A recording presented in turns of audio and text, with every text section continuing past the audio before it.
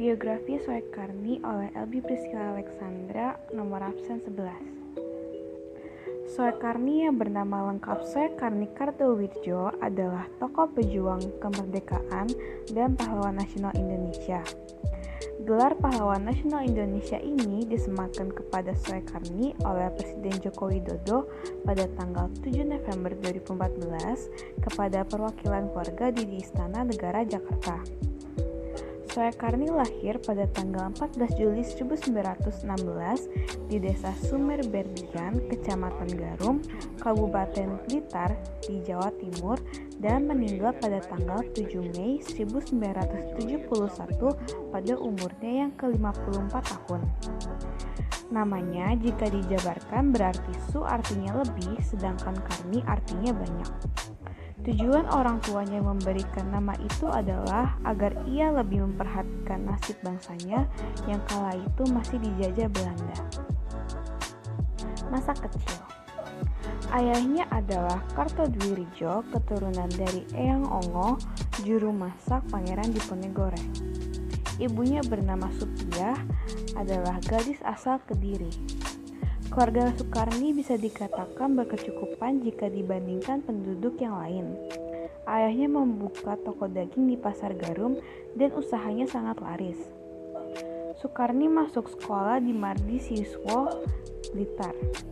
Di sekolah ini, Soekarni belajar mengenai nasionalisme melalui Moh Anwar yang berasal dari Banyumas, pendiri Mardi Siswo sekaligus tokoh pergerakan Indonesia.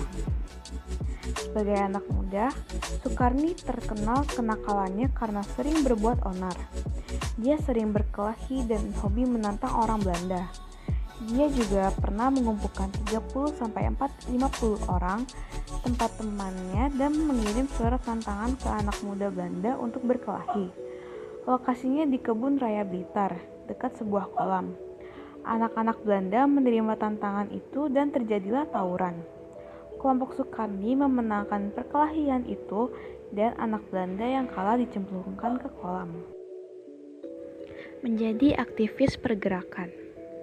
Perkenalan Soekarni dengan dunia pergerakan nasional yang memperjuangkan kemerdekaan Indonesia dimulai ketika ia berusia 14 tahun. Yang diawali dengan ia menjadi anggota Perhimpunan Indonesia Muda pada tahun 1930. Semenjak itu, dia berkembang menjadi pemuda militan dan revolusioner. Selain itu, ia juga sempat mendirikan organisasi Persatuan Pemuda Kita. Ketika di Mulo, Soekarni dikeluarkan dari sekolah karena mencari masalah dengan pemerintahan kolonial Belanda. Bukannya surut semangat belajarnya, malah ia semakin membara. Dia bersekolah ke Yogyakarta, lalu ia melanjutkan sekolah di Jakarta. Atas bantuan Ibu Wardoyo atau Kakak Bung Karno, Soekarni dapat bersekolah di Bandung, jurusan jurnalistik. Pada masa-masa di Bandung inilah konon Soekarni pernah mengikuti kursus pengkaderan politik pimpinan Soekarno.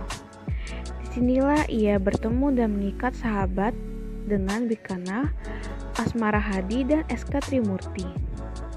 Pada tahun 1934, Soekarni berhasil menjadi ketua pengurus besar di Indonesia Muda.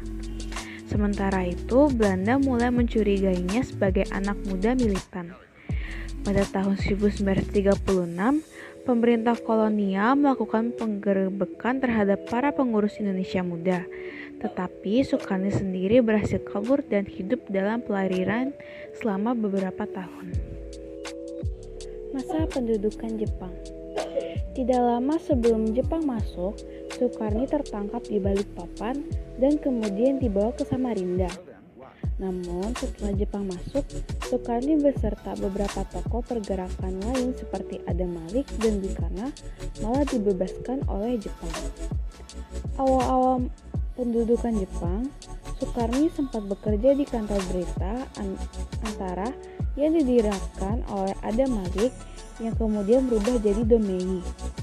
Pada masa Jepang ini, Soekarni juga bertemu dengan Tan Malaka.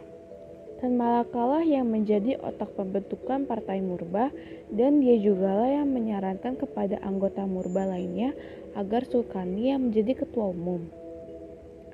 Pada tahun 1943 bersama Chairul Saleh, dia memimpin asrama pemuda di Menteng 31. Di tempat itu Sukarni makin giat menggembleng para pemuda untuk berjuang demi kemerdekaan Indonesia. Seperti diketahui, pada kurun selanjutnya Menteng 31 dikenal sebagai salah satu pusat penting yang melahirkan tokoh angkatan 45. Peristiwa Rengas Dengklok.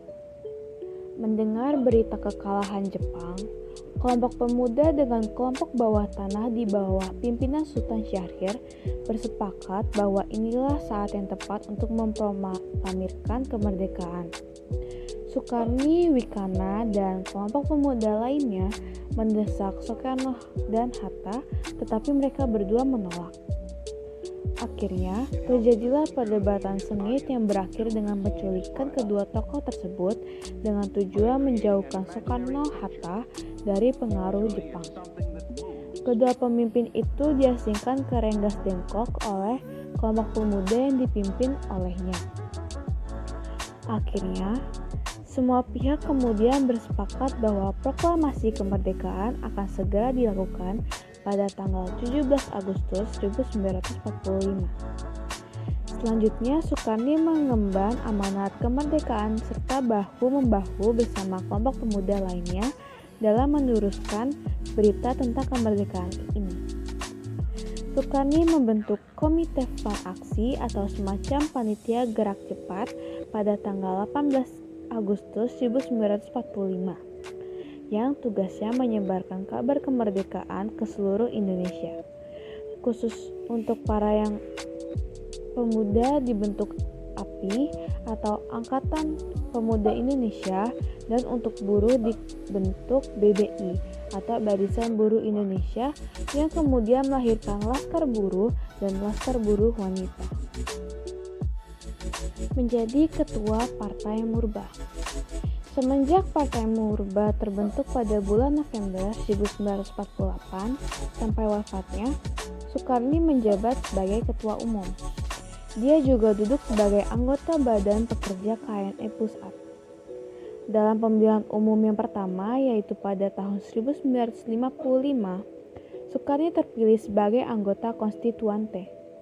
Sejak tahun 1961, Sukarni ditunjuk sebagai Duta Besar Indonesia di Peking, ibu kota RRT Republik Rakyat Tiongkok, dan kembali ke tanah air pada bulan Maret 1964. Konon, dalam pertemuan di Istana Bogor, Desember 1964, Sukarni sempat memperingatkan Bung Karno atas sepak terjang PKI. Tapi berlawanan dengan harapan, Partai Murba malah dibekukan tahun 1965 dan Sukarni beserta pemimpin Murba lainnya dipenjara. Pada masa Orde Baru, Sukarni dibebaskan dan larangan Murba dicabut. Kemudian Sukarni ditunjuk sebagai anggota Dewan Pertimbangan Agung atau DPA pada tahun 1967, yang merupakan jabatan resmi terakhir. Tokoh yang mendapat bintang Mahaputra kelas 4 ini wafat pada tanggal 7 Mei 1971 dan dimakamkan di Taman Makam Pahlawan Kalibata dengan upacara kenegaraan.